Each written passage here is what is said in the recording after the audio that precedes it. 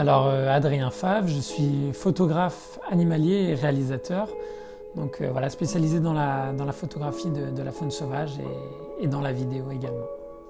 J'ai notamment une fois où j'étais à l'affût face à un champ et j'attendais un renard qui allait venir et j'avais un anniversaire de quelqu'un de ma famille qui était prévu le soir même, donc qui était une cousine et donc j'attendais jusqu'au dernier moment, voilà, parce que depuis plusieurs jours je faisais vraiment des photos intéressantes et je savais que c'était des moments clés, donc voilà, j'ai essayé de faire entre les deux, donc j'ai un peu grappillé sur mon temps et j'attendais et le renard ne venait pas et en fait au moment donc j'ai décidé de remballer parce que j'allais vraiment arriver en retard à cet anniversaire. Et au moment de me retourner, je vois que le renard en fait était à 15 mètres de moi derrière, il était assis et il me regardait en fait.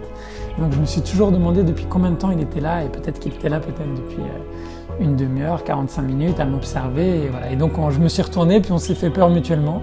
Il a sursauté, il est parti et puis moi je me suis dit il m'a encore eu. Et décerné au film Je suis la vie, réalisé par Adrien Favre. Et je voudrais vraiment dédier ce film à tous les gens qui ont voté pour notre film, voilà, leur dire un grand merci.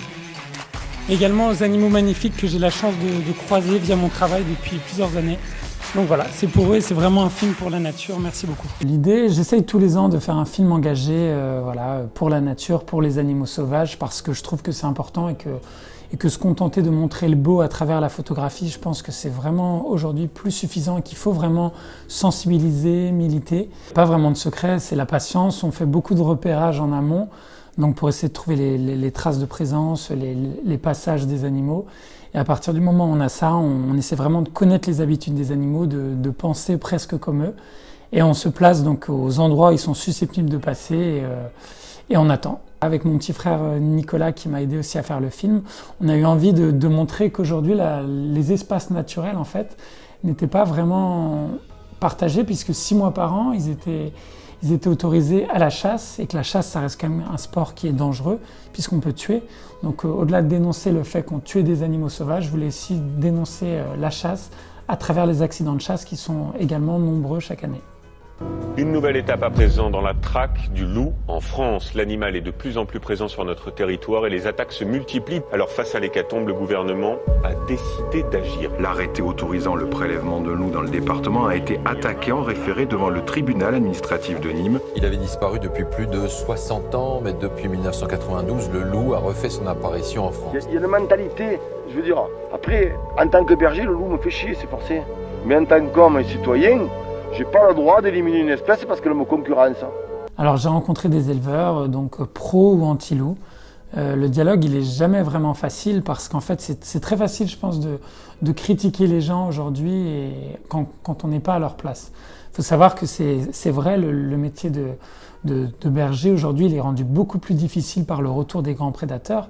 Mais maintenant, le retour des grands prédateurs est justifié et normal parce qu'ils font partie de notre patrimoine historique et naturel et ils ont toute leur place.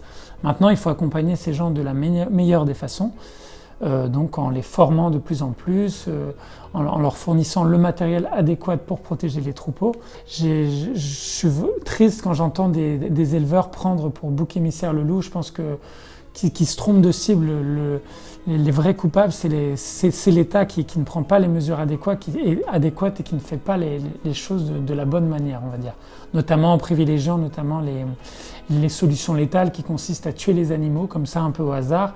Il faut savoir qu'il y a une brigade loup qui a été créée en France depuis quelques années qui tue des loups sur demande des préfets et parfois même on tue un loup qui n'a jamais attaqué un troupeau de sa vie mais pour acheter peut-être une paix sociale auprès des éleveurs et on voit que c'est complètement non constructif puisque les attaques en fait ne diminuent pas, au contraire elles augmentent parce qu'on peut casser des meutes en tuant notamment le mâle dominant, les couples dominants et ce qui va provoquer des dispersions de loups et des loups qui ne seront plus capables de chasser seuls et qui vont attaquer des troupeaux domestiques. Alors j'ai collaboré pour des campagnes pour l'ASPAS, qui est l'association de protection des animaux sauvages, qui est une association française que je soutiens depuis plusieurs années. Donc j'ai collaboré avec eux pour des vidéos notamment sur le renard, sur le loup.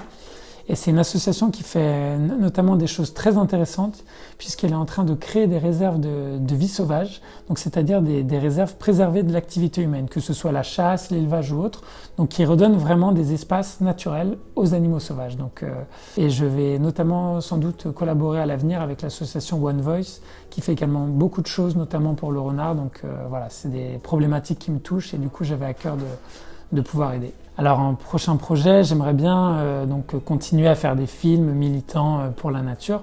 Donc ça c'est un projet, peut-être passer sur des formats plus longs, qui sait, voilà, que ce soit dans le documentaire ou la fiction, je trouve que les deux sont très complémentaires. En termes de photographie, j'ai d'autres voyages qui sont prévus et j'ai notamment un livre que j'aimerais sortir donc d'ici septembre, qui retracera un peu mes 2 dernières années à travers donc des écrits, des notes de terrain et autres, et ainsi que les photographies qui ont été voilà, toutes les rencontres animalières que j'ai faites ces dernières années. Sinon, j'avais une autre anecdote aussi au Canada où je longeais une rivière pour aller récupérer une voiture sur un sentier. Et puis j'ai entendu il y avait la rivière où il y avait des saumons et la forêt, et puis j'ai entendu du bruit, et puis il y a un ours mâle qui a traversé devant moi, comme ça, un grizzly, à une 15-20 de mètres, et puis je l'ai vu comme ça, il a traversé, puis il s'est arrêté devant moi. Il m'a regardé, donc moi j'ai quand même pris la photo par réflexe, même si j'étais pas très rassuré, c'était un peu la tombée de la nuit. Et finalement il est resté 5 secondes, 10 secondes à me regarder, et puis il a traversé comme ça pour rejoindre la rivière. Donc bon, moi j'ai fait demi-tour parce que j'étais un peu surpris de la rencontre, même si c'était une zone où il y avait des grizzlies, on les voyait vraiment la journée sans aucun problème. Mais voilà, j'étais tout seul, c'était la tombée de la nuit, puis voilà, je me suis dit que c'était bien comme rencontre, que j'allais pas l'embêter plus que ça, donc j'ai laissé faire sa vie, il allait pêcher, et moi je suis retourné voir mes amis tranquillement.